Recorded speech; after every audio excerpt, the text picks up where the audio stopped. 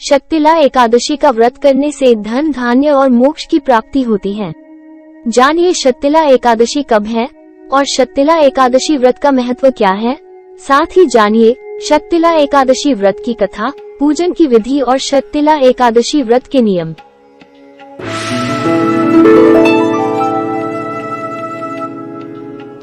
धर्मशास्त्रों के अनुसार माघ मास की कृष्ण पक्ष की एकादशी को शक्तिला एकादशी के नाम से जाना जाता है। शक्तिला एकादशी को तिलदा एकादशी और शक्तिला एकादशी के नाम से भी पुकारा जाता है। इस एकादशी पर भगवान विष्णु की पूजा किए जाने का विधान है। हिंदू मान्यता के अनुसार इस दिन तिल का प्रयोग करना श्रेयस्कर रहता है। इस दिन 6 प्रकार से तिलों का प्रयोग किए जाने का विधान है। इस दिन अन्न और तिल दान करने से महान पुण्य की प्राप्ति होती है। शक्तिला एकादशी का व्रत एवं पूजन करने से जातक को अपार धन धान्य की प्राप्ति होती है और मरणोपरांत वैकुंठ धाम को चला जाता है। शक्तिला एकादशी का महत्व। हिंदू धर्म में एकादशी व्रत को बहुत महत्वपूर्ण माना जाता है। माघ माह की शक्तिला एकादशी का व्रत करना बहुत उत्तम बताया गया है।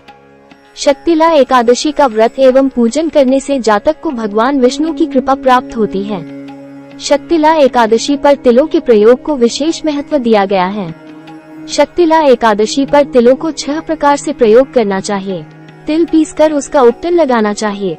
जल में तिल डालकर स्नान करना चाहिए। पीने के जल में तिल डालकर उस पानी को पीना चाहिए। तिल से बने भोजन और मिष्ठान भगवान को भोग लगाने चाहिए। तिल से बनी वस्तुओं का सेवन करना चाहिए। तिल और अन्नादि का दान करना चाहिए। तिल से हवन में आहुति देनी चाहिए। शक्तिला एकादशी पर तिल का उपयोग करने से जातक को आरोग्य, धन धान्य व यश कीर्ति की प्राप्ति होती है। इस दिन भोज्य सामग्री और तिल दान करने से जातक को स्वर्ग की प्राप्ति होती है।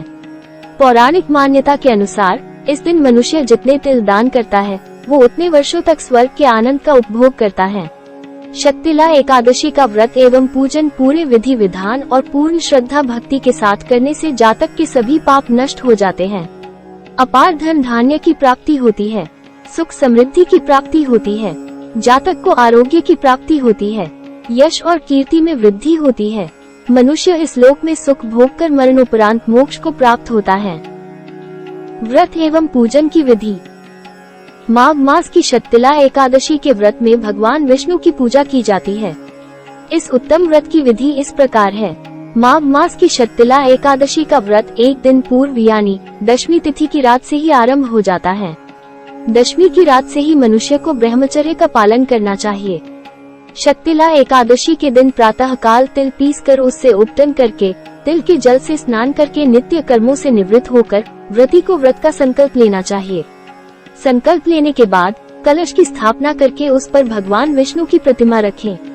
फिर उसकी पूजा करें। धूप दीप जलाकर भगवान विष्णु की प्रतिमा को पंचामृत में तिल मिलाकर उससे स्नान करवाएं।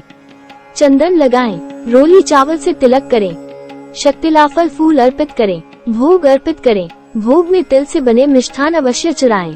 धूप दीप से आरती करें। यदि आप स्वयं ये पूजा नहीं कर सकते तो किसी योग्य विद्वान ब्राह्मण से भी पूजन करवा सकते हैं। विष्णु सहस्त्र नाम का पाठ करें।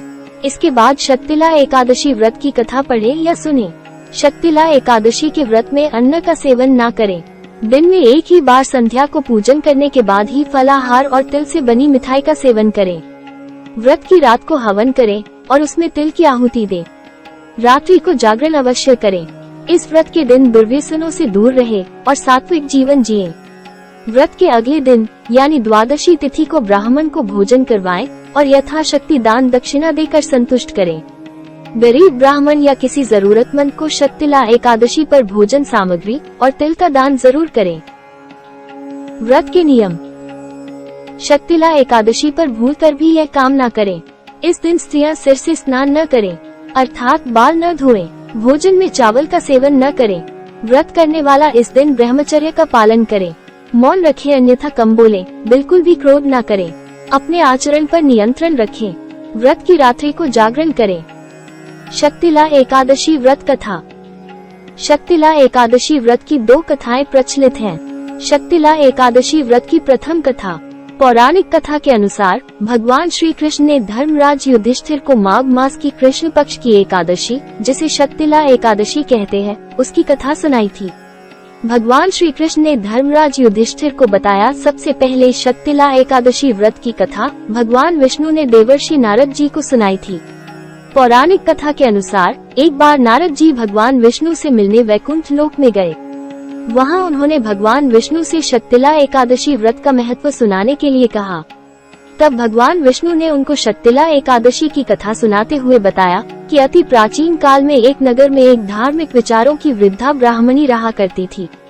वो विधवा थी और उसकी कोई संतान भी नहीं थी। उसने अपना संपूर्ण जीवन प्रभु भक्ति में बिताने का निश्चय कर रखा था, इसलिए वो हमेशा प्रभु भक्ति में लीन रहती। भगवान विष्णु ने कहा, वो मेरी अनन्य भक्त थी। वो पूरे विधि विधान और श्रद्धा भक्ति के साथ मेरी पूजा किया करती थी। उसने मुझे प्रसन्न करने के लिए पूरे 1 माह तक व्रत रखा और मेरी आराधना में लीन रही। इतने कठोर व्रत के प्रभाव से उसके सभी पापों का नाश हो गया और वो निर्मल हो गई। भगवान विष्णु ने नारद जी को बताया कि वो मेरी भक्ति तो पूरे मन से करती थी, किंतु उसमें एक कमी थी कि वो कभी किसी को भोजन सामग्री अन्नादि दान नहीं करती थी। एक बार मैं स्वयं उसके पास वेश बदलकर भिक्षा मांगने के लिए गया था। उसने मुझे भोजन या अन्न देने के स्थान पर मिट्टी का ला दे दिया। धरती पर अपना जीवन पूर्ण करने के बाद अपने पुण्य कर्मों के प्रभाव से उसे स्वर्ग लोक में स्थान मिला, किंतु अन्नादि का दान न करने के कारण उसे स्वर्ग में एक खाली कुटिया मिली जिसमें एक आम का वृक्ष था।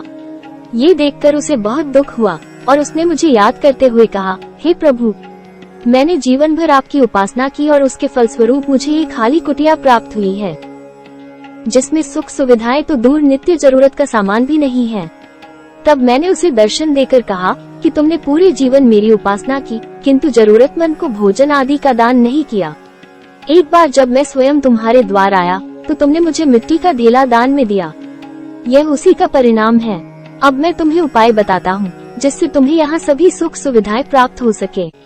तब भगवान विष्णु ने उस ब्राह्मणी को बताया कि तुम्हारे पास देवकन्याएं आएंगी। जब वो तुम्हारे पास आए तो तुम द्वार तब तक मत खोलना जब तक वो तुम्हें शक्तिला एकादशी के व्रत की विधि ना बताए। उनसे शक्तिला एकादशी के व्रत का सारा विधान जानकर तुम पूरी श्रद्धा भक्ति के साथ उसका पालन करना। उसके प्रभाव से तुम्हारी सभी मनोकामनाएं पूर्ण हो जाएंगी। तुम्हारी कुटिया धन धान्य से भर जाएगी। उस ब्राह्मणी ने वैसा ही किया और उस व्रत के प्रभाव से उसकी कुटिया धन धान्य से भर गई। वो सब जो वो वृद्धा प्राप्त करना चाहती थी उसे वो सब प्राप्त हुआ। शक्तिला एकादशी व्रत की द्वितीय कथा। एक अन्य पौराणिक कथा के अनुसार अति प्राचीन समय में वाराणसी नगर में एक गरीब लकड़हारा निवास करता था।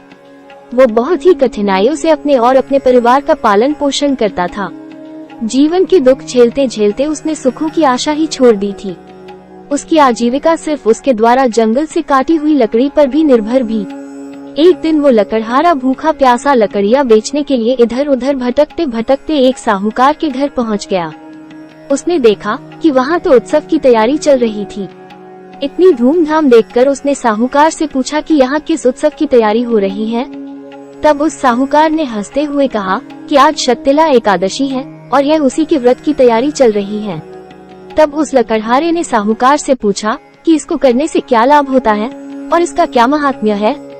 तब उस साहूकार ने कहा कि इस व्रत को करने से जातक को भगवान विष्णु की कृपा से धन धान्य की प्राप्ति होती है। इस व्रत के प्रभाव से जातक के सभी पापों का नाश हो जाता है।